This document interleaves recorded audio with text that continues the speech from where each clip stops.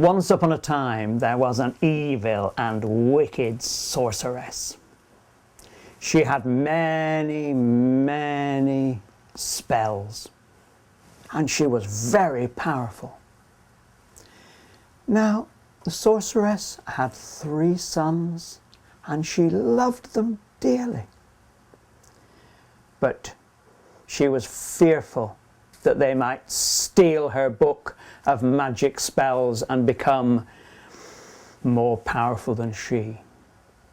So she turned her eldest son into a pigeon.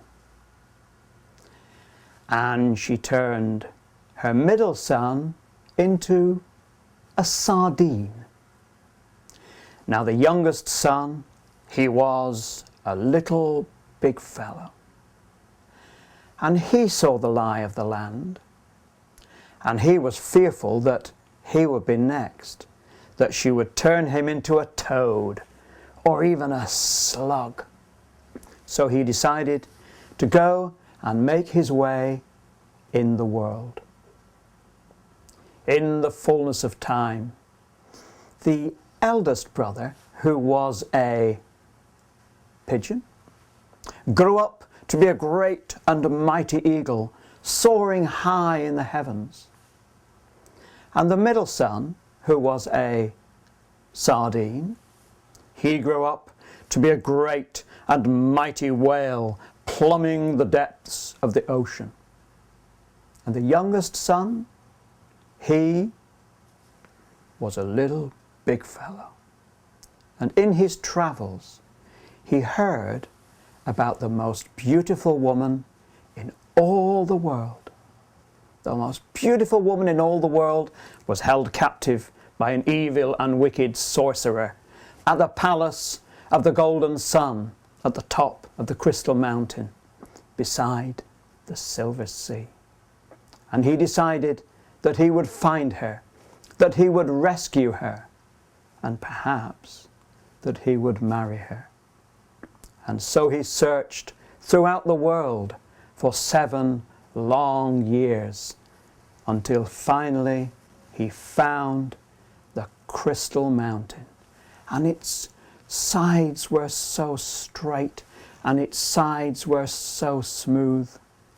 He began to walk up the crystal mountain, and straight away, because the sides were so smooth, he slipped all the way to the bottom. Next time he took a little run and he managed to get a few feet further, but then his feet had no purchase on the crystal mountain and he slipped all the way down to the bottom. He looked around him, and all around there were other people, great knights and great warriors and great lovers, who had tried to scale the crystal mountain, who were lying there with broken legs and broken arms, moaning and groaning in their pain. Some of them had even tried to gallop their horses up the crystal mountain. So there were horses lying there with broken legs and broken heads, all whinnying in their pain and distress. Said the little big fellow, I think I'd better think about this a while, sleep on it. And so he slept. The following morning he woke up round about dawn, and he went, as one does, into the nearby forest. And there he met 3 trolls, 2 male trolls, and the biggest was a female troll. Do you know the troll song? Okay, let's sing the troll song. You ready? I'm a troll, foldy-roll. I'm a troll, foldy-roll. I'm a troll, foldy-roll. I'll eat you for my supper.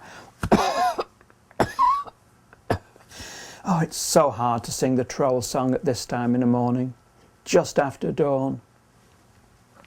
Well, the biggest troll, the woman, looked down at him and said, "You look like an interesting sort of chap. You look a very, very intelligent sort of chap.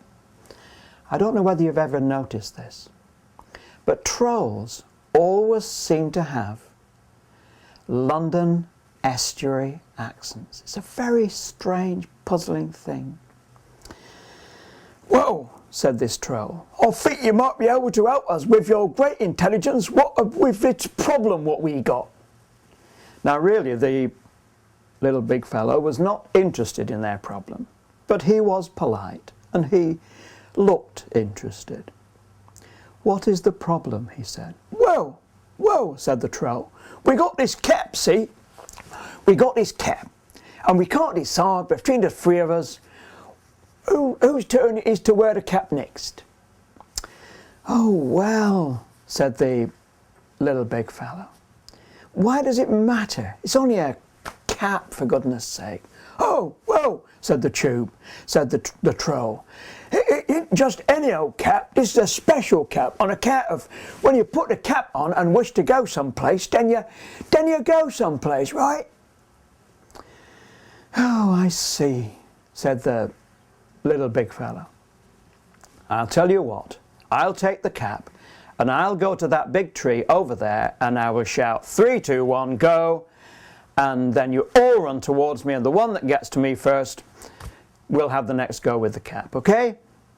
Oh, said the troll. "What a good idea, I knew you were an intelligent chap." And so the little big fellow, he took the cap and he started walking towards the big tree.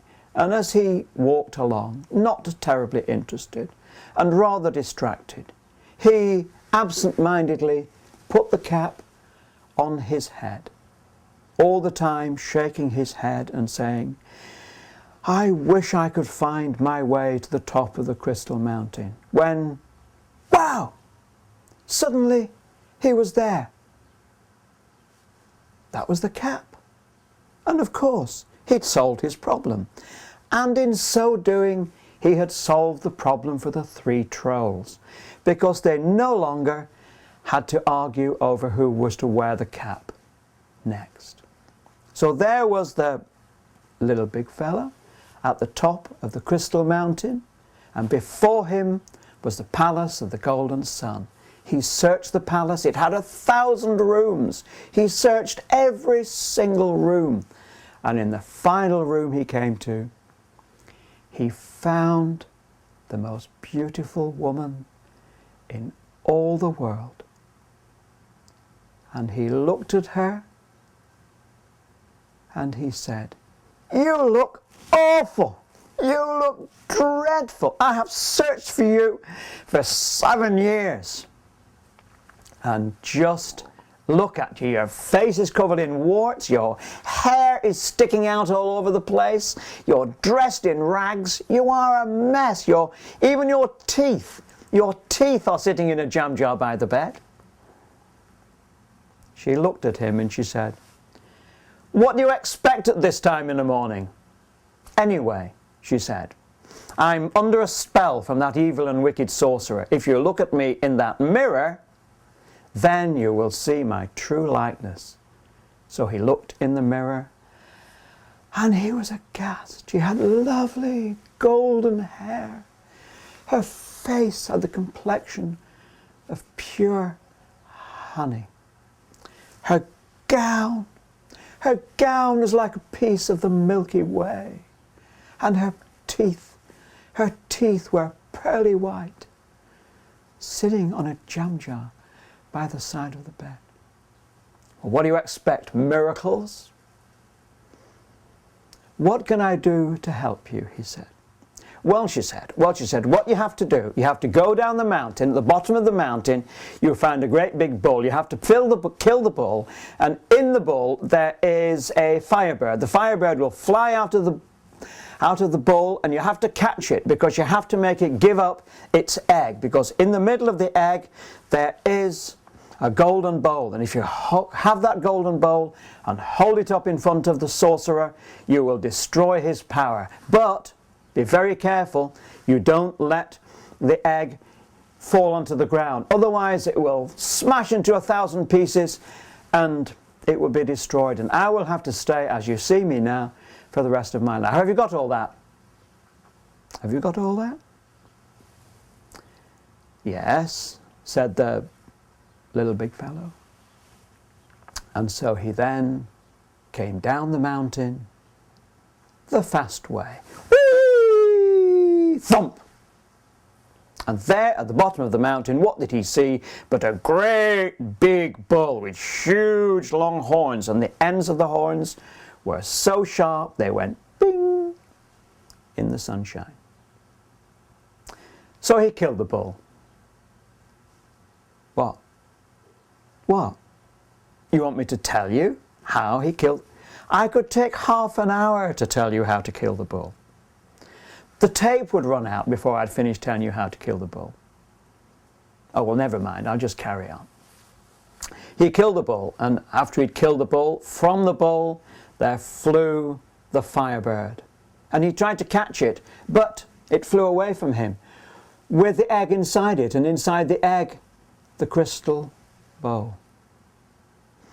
But then there appeared in the sky his eldest brother, the eagle, and he came down and he harried the firebird. So the firebird had to go lower and lower towards the ground, and as it did so, it gave up the egg, which fell down, down, down, so that it almost reached the sand beside the silver sea.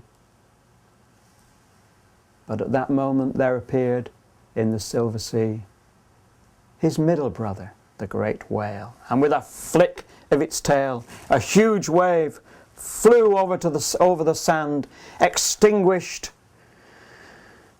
the flaming egg, and it burst open, and there was the golden bowl.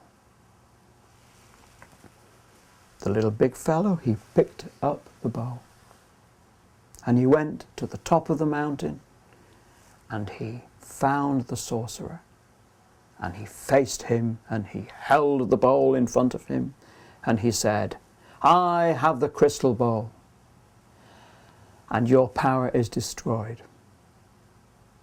Now, sir, if you will, I would like you to marry me to the most beautiful woman in all the world, who is now restored to her full beauty. And so, the little big fellow and the most beautiful woman in all the world, they married, and they lived happily ever after in the palace, the golden sun, at the top of the crystal mountain, beside the silver sea.